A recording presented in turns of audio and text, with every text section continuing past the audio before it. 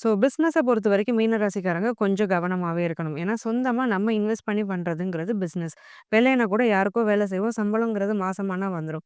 ஆனா பிசினஸ்ல கரணம் தப்பினால் மரணம் அப்படிங்கிற ஒரு நிலைமை தான். அப்போ பிசினஸ் பீப்பிள் வந்து என்ன பண்ணணும் அப்படின்னா, வொர்க் அவுட் ஆகுதா பிசினஸ் அப்படிங்கிறத ஃபர்ஸ்ட்டு பார்க்கணும். இல்ல என்னால சமாளிச்சு ஒரு 2 1/2 வருஷம் என்னால கொண்டு போயிட முடியும். அப்படிங்கிற பட்சத்தில நீங்க அத கொண்டு போலாம். இந்த 2 1/2 வருஷமுமே எனக்கு ஒரு ட்ரையல் பீரியட் மாதிரி தான். அந்த ஜென்மசனி நடக்கிற பீரியட் ஒரு ட்ரையல் பீரியட் மாதிரி தான் அப்படின்லாம் நீங்க ஃபீல் பண்றீங்கன்னா, என்னதான் குரு பயிற்சி 4ஆம் இடத்துல இருந்தாலுமே, சனி குருவோட கூட கொஞ்சம் ஸ்ட்ராங்கா வேலை செய்வாரு. ஏன்னா குருவுடைய வீட்டிலேயே தான் சனி இருக்கிறாரு.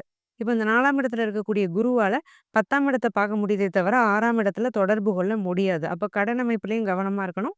பிசினஸ் அப்படிங்கிறதுலயும் கவனமா இருக்கணும். பிசினஸ் வொர்க் அவுட் ஆகல, செட் ஆகலன்னா க்ளோஸ் பண்ணிடுறது நல்லது.